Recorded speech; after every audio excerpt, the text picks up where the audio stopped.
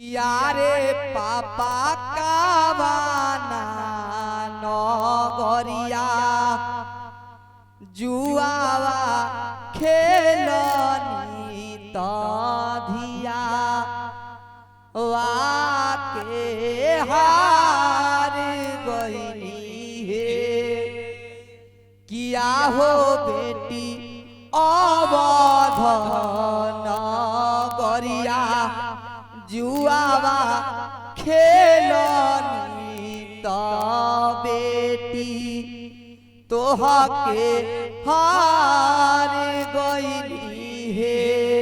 तो बेटी कहली कि आए पापा गईया बछरुआ काहे ना हरनी की धिया वाके हार गईली हे।